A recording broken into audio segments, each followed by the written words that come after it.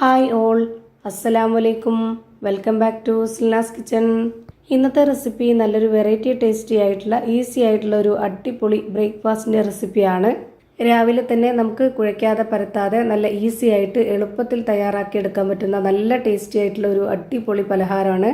കുട്ടികൾക്കും വലിയവർക്കൊക്കെ ഒരുപാട് ഇഷ്ടമാവും. നല്ല ടേസ്റ്റാണ് ഇത് കഴിക്കാനായിട്ട്. അപ്പോൾ ഇതെങ്ങനെയാണ് തയ്യാറാക്കുന്നതെന്ന് അറിയാനായിട്ട് വീഡിയോ സ്കിപ്പ് ചെയ്യാതെ മുഴുവനായിട്ടൊന്ന് കണ്ടു നോക്കണേ.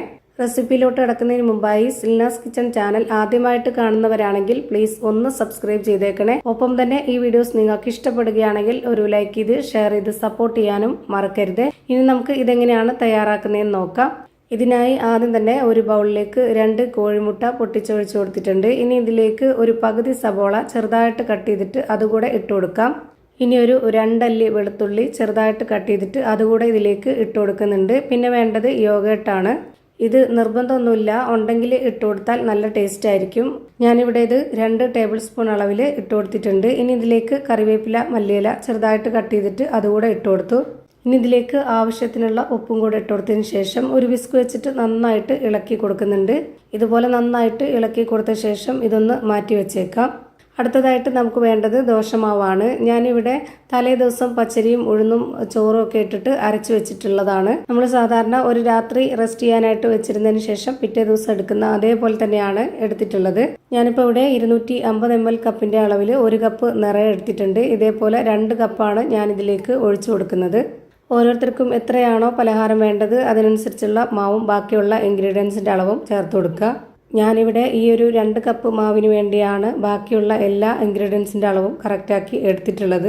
ഇനി ഈ മാവൊന്ന് നല്ലപോലെ സോഫ്റ്റായിട്ട് കിട്ടാനായിട്ട് ഒരു നുള്ള് സോഡാപ്പൊടി ചേർത്ത് കൊടുക്കുന്നുണ്ട്. ഇതുപോലെ സോഡാപ്പൊടി ഇട്ട് കൊടുത്തതിന് ശേഷം ഇത് നന്നായിട്ട് ഇളക്കിയെടുക്കുന്നുണ്ട്. ഇനി നമുക്ക് ഇതിലേക്ക് നേരത്തെ റെഡിയാക്കി വെച്ചിട്ടുള്ള ആ ഒരു മുട്ട മിക്സ് ഒഴിച്ചു കൊടുക്കാം. ഇതിൽ അത്യാവശ്യത്തിന് നല്ല ഉപ്പിട്ട് കൊടുത്തത് കൊണ്ട് തന്നെ ഈ മാവിന് കറക്റ്റ് ആയിരിക്കും. ഇനി പോരാന്നുണ്ടെങ്കിൽ കുറച്ചുകൂടി ഇട്ട് കൊടുക്കാവുന്നതാണ്. ഞാനിപ്പോൾ ഇട്ട് കൊടുത്തത് കറക്റ്റായിട്ടുണ്ട്. അതുകൊണ്ടാണ് ഈ മാവിൽ പ്രത്യേകിച്ച് ഉപ്പ് ഇട്ട് കൊടുക്കാത്തത്.